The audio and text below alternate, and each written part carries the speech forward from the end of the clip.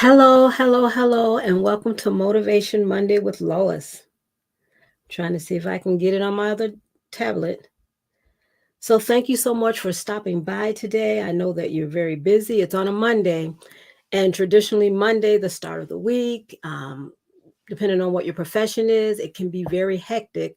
And so, thank you so much for taking the time to just stop on by and just sit with me as I chat a little bit.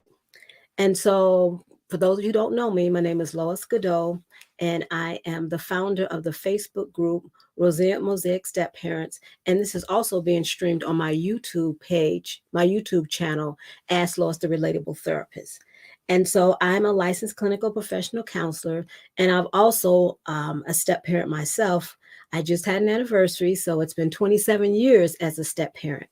And so I help other step parents learn how to have open and effective communication in their blended family so they don't feel like an outsider. They don't feel like a third wheel or be resentful, or they don't feel like they're isolated in their blended family. And I help them do this so they can be more connected as they build that solid foundation with their partner. And so today, the title of this live is Self Care means giving yourself permission to pause. Self care means giving yourself permission to pause. And self care, that's not something that's talked about a lot in the blended family. I know we talk about self care a lot because that's the buzzword. Everyone needs to take time for self care. But in the blended family, it should not be an option, but it's vital and it's necessary. When you just stop and think about all the things that you're doing in the blended family, first of all, you're trying to learn how to bond with your bonus child or your stepchild, and then all of the challenges. You may have your stepchildren or bonus children weekly, or you may have them daily, and that can be very stressful. And so you're trying to figure that all out. You're trying to learn their personalities. You're trying to deal with the other extended family members. There might be custody issues. There might be parenting plans in place. There's school schedules, and you're trying to juggle all of this. And so with all of that going on, having self care is not an option, it's vital in the blended family. And so, Michelle Obama, who was the former First Lady of the United States, she had a quote, and I just want to read it to you. It says, "To be a good parent, you need to take care of yourself so that you have the physical and emotional energy to take care of your family." Now, this quote can go for anyone, any anyone that's in, whether it's a blended family or not. But the key words that she had was take care of yourself so you have the physical and emotional energy to be able to give out to the rest of the members of your family. And that's the reason why self-care is so important, because if you don't take care of yourself, then you don't have anything to give to anyone else. And a lot of times in the blended family, we're so busy making sure everyone else is taken care of. We're so busy looking at who needs what and making sure other people's needs are being met, that it's very easy to just overlook your own needs. And sometimes the only time we really realize that we need some self care is when we're exhausted, is when we're depleted, and when we just can't go any longer. And so when you feel that way, now it feels like I'm empty.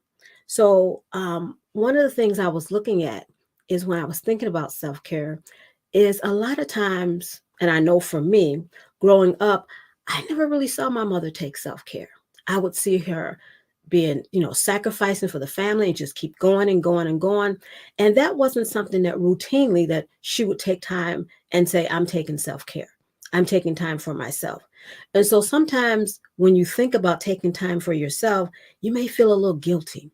Like, I shouldn't be enjoying myself because of a thousand other things that need to be done. There's laundry to be folded. There's clothes to be washed. There's dishes to be washed. There's floors to be swept and mopped. And it's like this constant list. And so sometimes you may feel guilty that I have so much to do that I shouldn't take time for myself. But when you give yourself the permission to do self-care, you're giving yourself time to pause and also saying, I need time to breathe. I need time to breathe, which in turn will help prevent a burnout. There's an analogy that I like. It's called the ripped clothing analogy. And there's a lot of different other analogies. You've probably heard the one about being on an airplane, and if you don't put the mask on yourself first, you can't help anybody else. There's another analogy about pouring water from an empty pitcher. If you give out everything, you don't have anything for yourself. But I saw this one about the ripped clothing, and I said a lot of people can relate to that. And so just think about when you have a rip in your clothing. At first, it's probably small, no one sees it, and it's not that big of a deal. But over time, as you walk or wear it, the friction, it starts to wear and tear, and that hole starts getting bigger and bigger and bigger.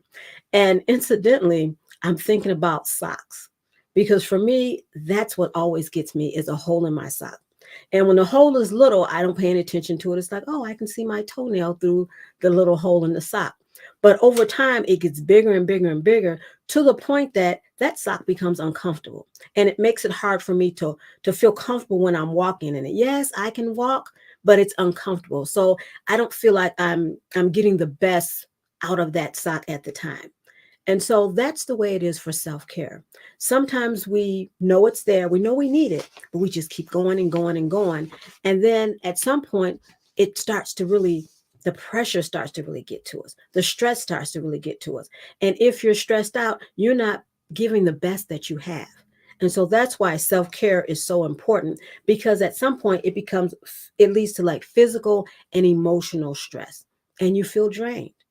And then just think about it. When you know that you need to take care of yourself, every little thing gets on your nerve. Every little thing the kids do, every little thing your husband says. They could have done that before, but now this time it just irritates you. It just really gets to you. And that's when you need to start exercising self-care.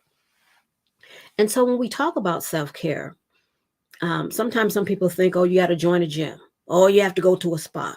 But you don't. You can do self-care with inexpensive things. I think about my mom. She loves to work in the garden. She loves to work in the garden, her flower garden. When we were younger, we had vegetables, and we grew our food. And I hated it. I'm just going to tell you, I hated it. But for her, that was a way that that was her self-care. Even now, she loves to just sit and watch her flowers, and she's just digging in it. And I asked her, I said, Mom, why do you like being out here? She says, that's my therapy. So she doesn't call it self-care, she calls it her therapy. And it can be an inexpensive activity that you do for self-care. Some people do like going to the spa. Some people like exercising. None of those do anything for me. But that's what some people do. They like to exercise. Some people like sleeping late. They sleep late, or catch a nap, and that refreshes them, because self-care doesn't have to be a long period of time. It could even be 5 minutes, 10 minutes, just time for you to take that pause and to be able to just refresh yourself. Me, I like going on vacation. You see me posting, because for me, that charges me and that gives me energy. I also like reading a book and taking me to another place. For me, that's my self-care. Even when, like, your kids come over, your bonus kids, your step kids, whatever you call them, sometimes when they come over, let the bio parent deal with them, and you go take that self-care. It's okay to take some time away, because the whole point of, if there's a stressful situation, you need to pull away from that stressful situation. And it's okay that the bio parent spends time with their children, and you can use that time for self-care. And so for Motivation Monday, I just want to just encourage you to think about your self-care. Think about when your body starts to let you know that, you know what, it's time for you to take a break. Make it a routine. Don't just do it when you get stressed, but make it a routine. At the end of the day, that can be your self-care time. At the end of the week, whatever it is that you enjoy, make sure you make that a consistent part of your self-care. So for Motivation Monday, just think about your self-care. Make sure you take time for yourself. Make yourself a priority, because self-care equals self-love. And self-love means that you are investing in yourself. All right, that's all I have for today. Take care, and I'll talk to you later on in the week. Have a good day. Bye-bye.